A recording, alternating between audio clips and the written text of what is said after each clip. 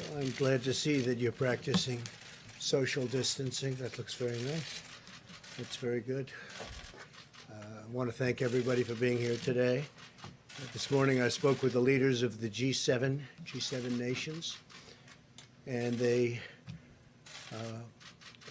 really had a good meeting. I think it was a very, very productive meeting. I also spoke with our nation's governors.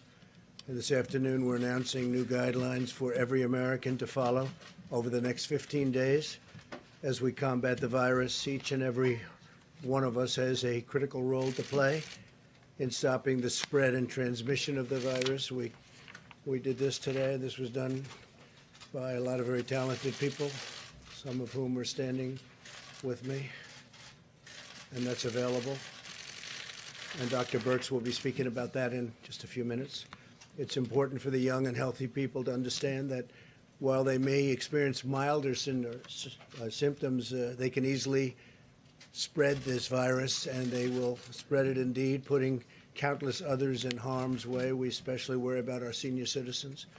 The White House Task Force meets every day and continually updates guidelines based on the fast evolving situation that this has become all over the world. It's all over the world. It's incredible what's happened in such a short period of time. On the guidelines of the task force, the new modeling conducted by Dr. Birx, and our consultation with governors, we've made the decision to further toughen the guidelines and blunt the infection now.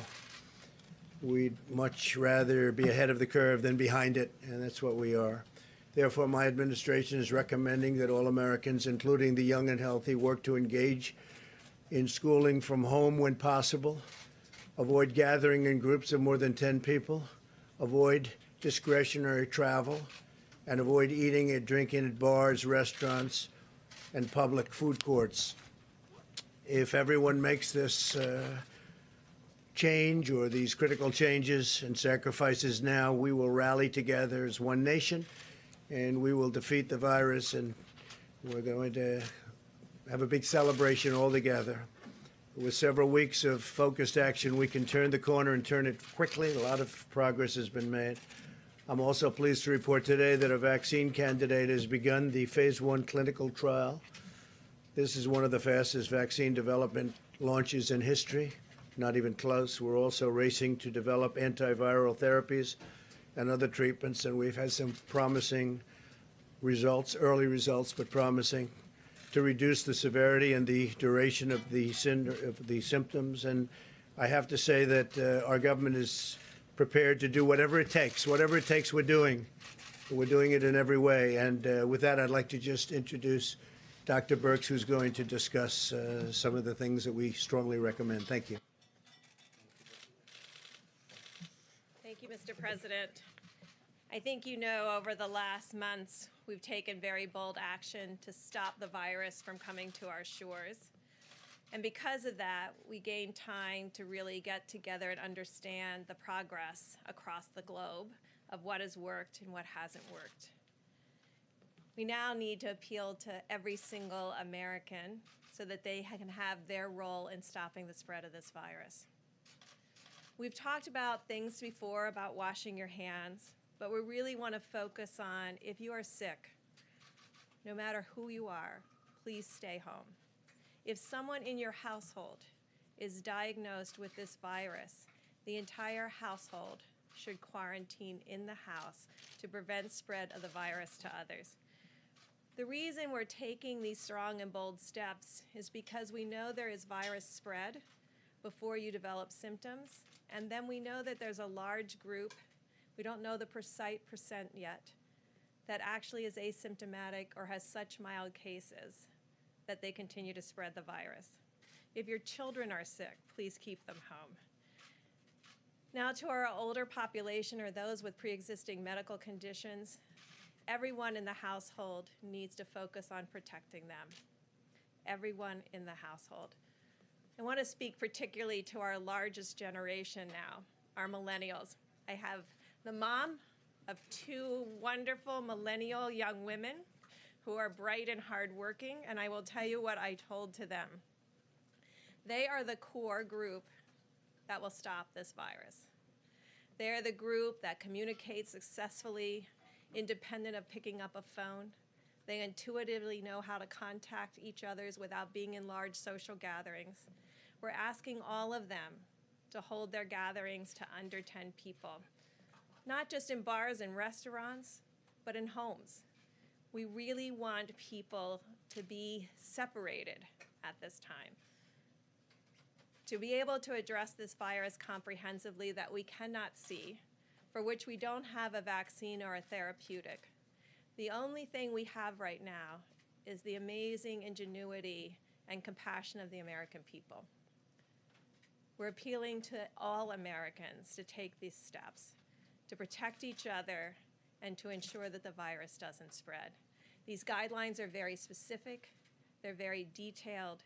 They will only work if every American takes this together to heart and responds as one nation and one people to stop the spread of this virus. Thank you.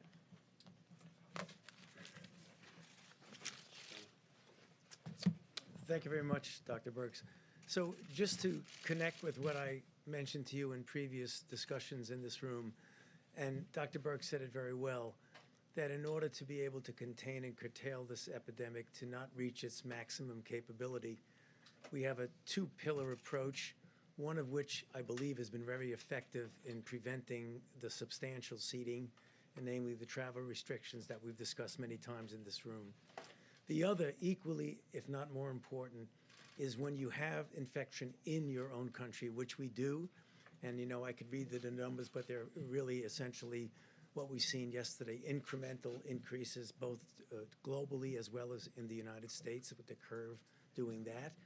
So therefore, the kinds of things that we do are containment and mitigation. What we're mentioning now, the guidelines, when you look at them carefully, I believe if the people in the United States take them seriously, because they were based on some rather serious consideration back and forth. Some may look at them and say they're going to be really inconvenient for people. Some will look and say, well, maybe we've gone a little bit too far. They were well thought out. And the thing that I want to re-emphasize, and I'll say it over and over again, when you're dealing with an emerging infectious diseases outbreak, you are always behind where you think you are if you think that today reflects where you really are.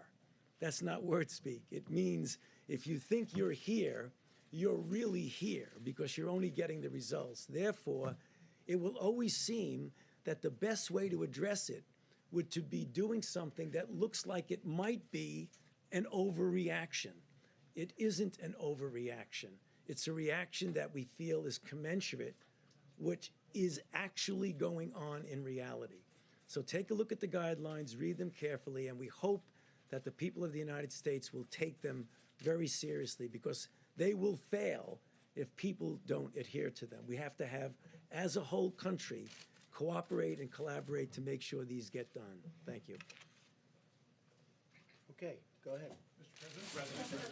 Mr. President, a lot of people are concerned about how long all of this might last. Do you have any kind of estimate that if Americans really were to band together and do what the White House is suggesting, how quickly you could turn this corner? My favorite question, I ask it all the time. How many times, Anthony? I think I ask him that question every day, and I speak to Deborah, I speak to a lot of them. I get the opinion. So it seems to me that if we do a really good job, we'll not only hold the death down to a level that is much lower than the other way, had we not done a good job, but people are talking about July, August, something like that. So it could be right in that period of time where I say it washes through. Other people don't like that term, but where it washes through. So is this the new normal until the height of the summer? We'll see what happens, but they think August, could be July, could be longer than that. But I've asked that question many, many times.